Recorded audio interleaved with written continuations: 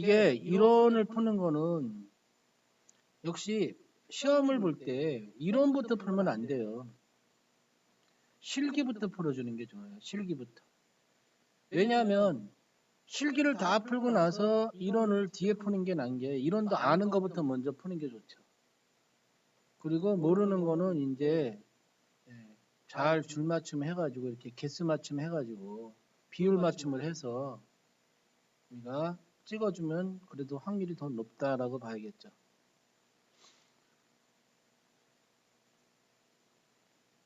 여기 보면은 이렇게 개수를 잘 쉬어봐요. 개수를 쉬어보면 치우쳐서 답이 나오지는 않아요.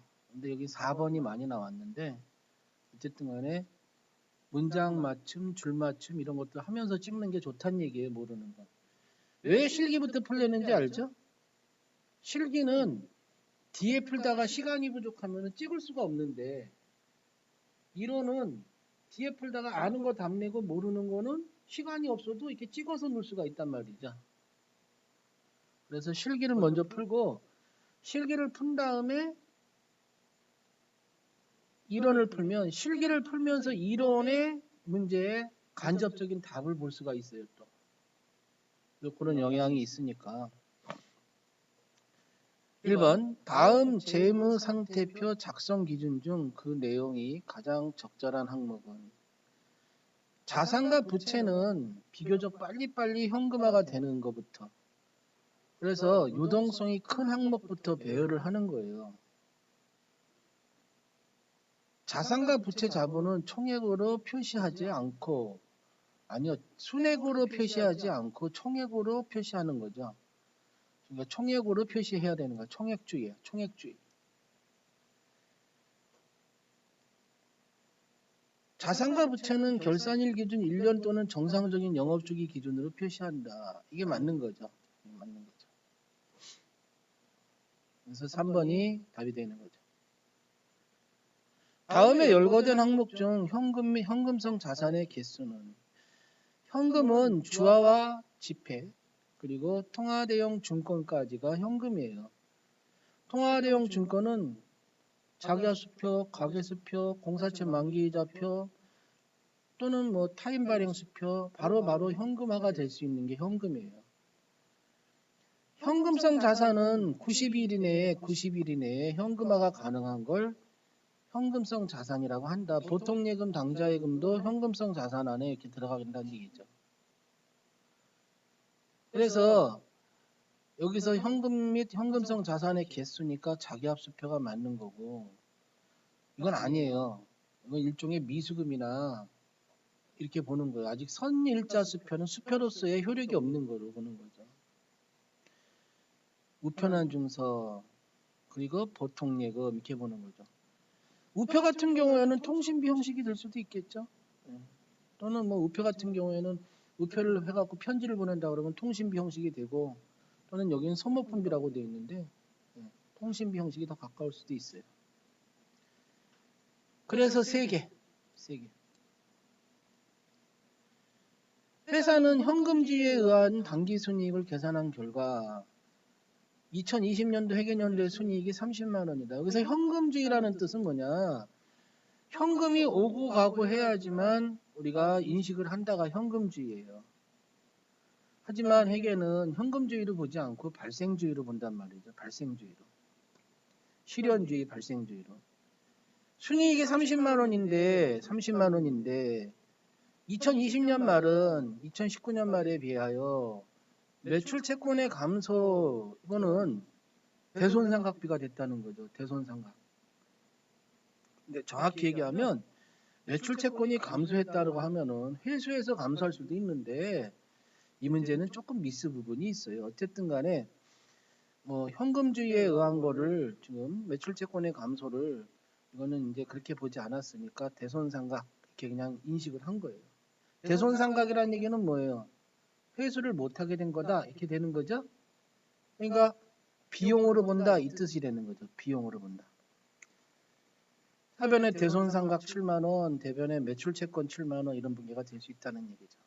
그러니까 비용으로 보는 거기 때문에, 현금이 나가지 않고도 비용으로 보는 거기 때문에 순이익 30만 원에서 비용으로 보는 금액은 순이익을 감소시키는 요인이잖아요. 그래서 30만 원에서 7만 원은 빼는 요인이 된다라고 하는 거예요. 대손상각이라는 비용이 때문에. 그 다음에 미지급 비용의 감소. 이거는 뭐냐. 예를 들면 임차료 5만 원, 대변에 예를 들면 미지급 비용 5만 원 이렇게 분계가 될 수 있는 건데 얘를 감소했다. 그럼 비용으로 보지 않겠다 이 얘기란 얘기죠. 비용으로 안 보니까 플러스 요인이 된다는 얘기죠. 플러스 요인. 그래서 30만 원에 7만 원을 마이너스하고 5만 원을 플러스 하게 되니까 28만 원이다. 이렇게 되는 거죠. 다음 중 부채에 대한 설명으로 가장 옳지 않은 것은 부채는 과거의 거래나 사건의 결과로 현재 기업의 실체가 부담을 하고 미래 자원 유출 또는 사용이 예상되는 의무이다. 맞는 거죠.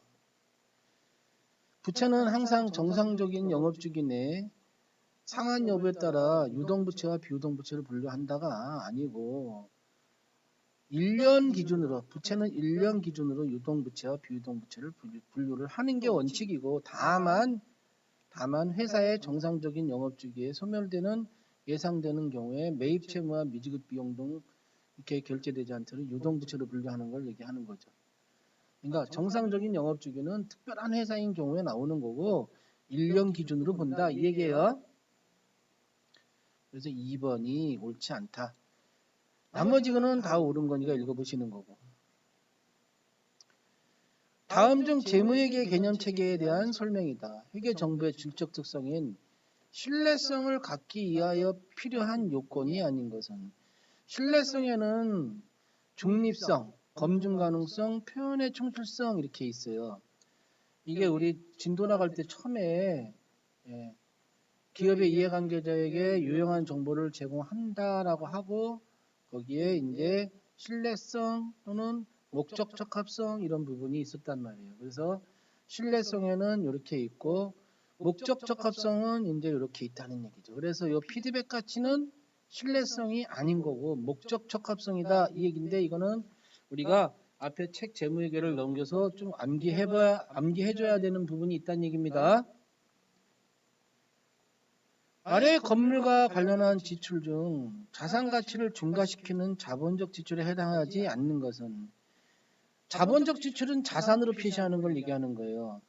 그래서 생산 능력 증대를 위한 증축 이건 자본적 지출이죠. 엘리베이터 이거 건물이 가치가 상승하니까 자본적 지출이죠. 이것도 자본적 지출이죠. 그러나 페인트 칠하는 거 페인트 칠하는 거는 이건 수익적 지출이 되겠죠? 수선비가 될 거 아니에요. 수선비. 그래서 4번.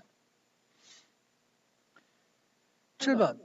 다음 중 시산표와 관련된 설명 중 잘못된 것은 시산표 등식은 기말자산의 총비용, 그러니까 차변성이죠. 기말부채의 기초자본을 그러니까 손익계산서 작성이 안 됐기 때문에 기초자본, 그래서 총수익을 더한 금액이다. 이게 맞는 거고요. 잔액이 차변에 남는 거는 자산의 증가가 차변이고 비용의 발생이 차변이기 때문에 이게 맞고 잔액이 대변에 남는 거는 부채 자본 수익은 대변에 남는 거죠. 분계는 거래의 이중성에 입각하여 차변 요소와 대변 요소로 결합되어야 한다 맞고요. 당연하죠. 시산표에서 발견할 수 있는 오류는 계정 과목에 오기 등을 줄 수 있다라고 하는데 우리가 계정 과목 오기 하면 차변 대변 합계가 똑같이 나오니까 시산표에서는 못 찾아내요. 시산표에서 찾아내는 거는 차변과 대변 금액이 일치하지 않을 경우에 찾아낼 수 있고 또는 뭐 예를 들면 한쪽만 적고 한쪽만 안 적을 때 찾을 수가 있겠죠. 그래서 4번인 경우에는 시산표에서 발견할 수 있는 오류는 요거 가지고는 못 찾아낸다는 발견할 수 없다 이 얘기예요.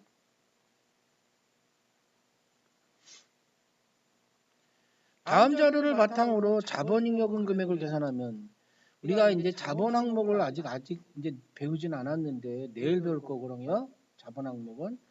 근데 배우지 않았지만 이 문제의 답을 찾을 수는 있어요. 힌트를 하나 줄게요. 자본잉여금을 외워야지만 되는데 내가 못 외웠다 그러면 어떻게 답을 찾을 수 있냐? 이렇게 프로그래밍을 우리가 실기와 필기를 동시에 보기 때문에 프로그램을 올려놓고 여기 계정 과목을 클릭을 해보는 거예요. 계정 과목 클릭해서 자본잉여금을 클릭을 해요. 그러면 이렇게 나온단 말이죠. 아, 프로그램을 열어놓고도 답을 찾을 수가 있구나 이 얘기가 되는 거예요. 그래서 컨닝 아닌 컨닝을 할 수 있다는 얘기죠. 그래서 실기를 먼저 하라는 얘기예요. 필기 볼 때 실기 컨닝 할 수가 있으니까 합법적인 컨닝이라는 얘기죠. 자, 자본잉여금은 주식발행 초과금, 그리고 감자차익, 그리고 자기주식 처분이익이에요. 자기주식 처분이익. 여러분은 아직 요거 진도가 안 나갔기 때문에 못 외웠지만 이제 내일 나갈 거지만 몰라도 내가 모르는 문제가 나와도 합법적으로 실기 프로그램을 올려서 답을 낼 수 있다 이 얘기입니다. 그래서 다 더하면 2번이 된다는 얘기죠. 공장에서 가동 중인 기계장치가 100만 원이다. 고장이 나서 대안 1은 기계를 수리하여 재사용하려면 35만 원의 수선비가 투입하여야 되고, 대안 2는 폐기의 경우 15만 원을 받을 수 있지만 대처할 다른 기계장치 구입 60만 원이 소요된다고 한다. 이 경우 매몰원가는 이렇게 선택을 하든, 잘 봐요. 이렇게 선택을 하든 이렇게 선택을 하든 영향을 미치지 않는 옛날 원가는, 매몰이라는 얘기는 기발생 원가를 얘기하는 거예요. 기발생. 옛기자를 써서 기발생 원가는 얼마인가. 그러니까 답이 그냥 100만 원이에요. 100만 원. 100만 원이 옛날에 발생한 원가예요. 옛날에 발생한 원가. 이 대안을 선택하든 이 대안을 선택하든 신경 쓰지 않고 옛날에 발생한 원가를 기발생 원가, 다른 말로 매몰 원가라고 하는 거예요. 그래서 이걸 100만 원으로 옛날에 발생한 원가다 하고 물어본 거죠. 다음 중 보조부문 원가를 배부하는 방법과 설명이 잘못된 것은, 자, 오늘 해봤죠. 어저께 직접 배부법. 보조부문 간의 용역수수를 완전히 무시하고 제조부문에 넘겨주는 방법이죠. 단계 배부법. 한 단계 한 단계에 배부하는 방법을 얘기하죠. 그래서 한 단계 배부하고 없어지고 그 받은 금액하고 더해서 다시 넘겨주는 거죠. 그래서 직접 배부법과 단계 배부법은 역시 어제 오늘도 해봤지만 상호 배부법은 우리가 잘 할 기회가 안 생겨요. 하지만 전체적으로 보조부문 상호 간의 관련성을 가지고 한다. 다른 말로 연립방정식법이라는 말을 쓰죠. 이거는 단일 배분법, 이거는 이중배분요법을 설명하고 있는 거예요. 보조부문 원가를 변동원가와 고정원가로 구분해서 각각의 다른 배분 기준이니까 얘는 이중배분율법을 설명하고 있는 거예요. 이중배분율법, 단일배분율법이 아니고. 그래서 잘못된 것은 4번이다 이 얘기가 되는 거죠. 종합원가 계산 시 선의선주법에 의한 완성품 환산량이 평균법에 의한 완성 환산량과 동일한 경우, 이건 아직 안 배우셨는데 이제 며칠 있으면 나갈 거죠. 그때는 여기 이제 나오는데, 기초 제공품이 없을 때는 선의선출법과 평균법에 의의가 없어요. 기초 제공품이 없을 때는. 그래서 이 설명은 이제 하루 이틀 지나면 하게 되니까 다시 설명을 할게요. 단 기억은 해요. 기초 제공품이 없는 경우는 선입선출법과 평균법이 의의가 없다. 이렇게 보시면 돼요. 그래서 11번에 1번이 답이 되고, 다음에 설명에 해당하는 것은 일반적으로 관련 범위 내에서 조업도의 변동과 관계없이 총액이 일정하다 이 얘기는 고정비를 물어보는 거예요. 고정비. 조업도에 무관하게 항상 일정한 금액이 나가는 대표적인 게 뭐예요? 임차료 같은 거.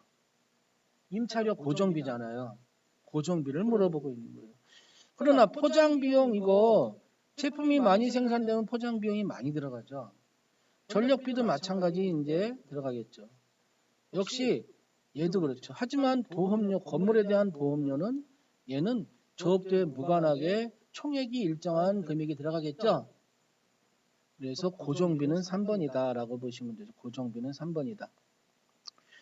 다음 중 부가가치세법상 원칙적으로 조기환급 관련과 내용이 틀린 것은, 관할세무서장은 조기환급 신고를 15일 이내 환급한다. 조기환급은 두 가지 경우예요. 사업 설비에 관한 거와 그리고 외국으로 수출하는 물건에 대해서 대급금을 냈다 그러면 매월 또는 매 2월 또는 그 과세기간 조기환급 신고 기한까지 해주면 15일 이내 환급을 해줘요. 부가세 대급금에 대한 거를. 조기환급 기간은 예정신고기간 또는 과세기간 최종 3개월 중 매월 또는 매 2월을 말한다. 금방 얘기한 대로요. 조기환급 기간은 끝난 날로부터 25일 이내, 조기환급 기간이 끝난 날로부터 25일 이내 신고하게 되면 15일이 아니고 25일이요. 그래서 3번이 답이고요. 사업설비나 이런 것도 조기환급 대상이 될 수 있다. 이렇게 본 거죠. 3번은 15일이 아니고 25일 이내. 다음 중 부가가치세법상 재화의 공급 시기가 잘못 연결된 것은 외국으로 수출하는 경우는 배에 실는 걸 선적일이라고 하고 비행기에 싣는 걸 기적일이라고 하는 거예요. 기적일. 비행기에 실는 걸. 그래서 재화를 선적하는 기준으로 보는 거예요. 공급식이고. 무인 판매기에 재화를 공급하는 게 현금을 투입할 때가 아니라 무인 판매기업자가 현금을 인출해 갈 때, 무인 판매기에서 현금을 꺼내 갈 때, 그때 공급 시기를 보는 거예요. 현금을 꺼내 갈 때, 현금을 또 꺼내 갈 때. 그래서 2번이 잘못됐다 이렇게 하죠. 그 외의 거는 읽어보시고 맞는 걸로. 다음 중 부가가치세 영세율과 관련한 설명으로 틀린 것은 영세율은 수출하는 재화뿐만 아니라 국외에 공급하는 용역에도 영세율이 적용된다. 영세율이 적용되는 경우 항상이 아니죠. 내국 신용장 구매 확인서에 의하여 그러면 영세율 세금계산서라는 걸 교부해야 되잖아요. 직수출하면 세금계산서가 면제되긴 하지만 연장에 의해서 수출하면 세금계산서 교부가 면제되죠. 왜냐하면 직접 나가는 거니까. 그러나 내국신용장 구매확인서에 의해서 수출하면 영세율 세금계산서를 교부하기 때문에 면제되는 건 아니다 이 얘기죠.